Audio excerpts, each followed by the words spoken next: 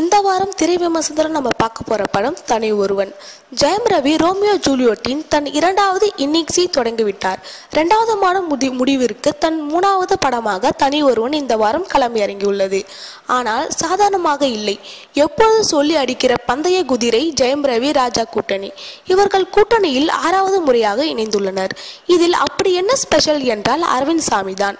90களில் பெண்களின் மனதை கொள்ளையடித்து சாக்லேட் பாயாக வலம் வந்த இவர் இன்றைய ட்ரெண்ட் சாக்லேட் பாய் ஜெயம் ரவிக்கு வில்லனாக நடித்துள்ளார்.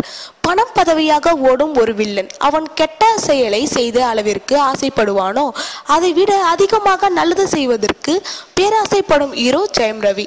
இவர்கள் இருவருக்கிடையே ஆடுபுலி ஆட்டம் தான் இது தனி ஒருவன். இப்படத்தில் முதல் முறையாக ஜெயம் ரவியுடன் நயன்தாரா நடிப்பது குறிப்பிடத்தக்கது.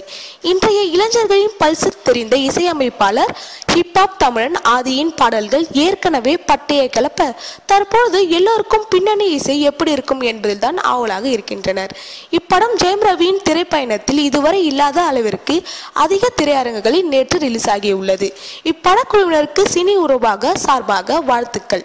மேலும் சினிமா செய்திகள் தெரிந்து கொள்ள சப்ஸ்கிரைப் பண்ண லைக் பட்டனை கிளிக் செய்யவும்.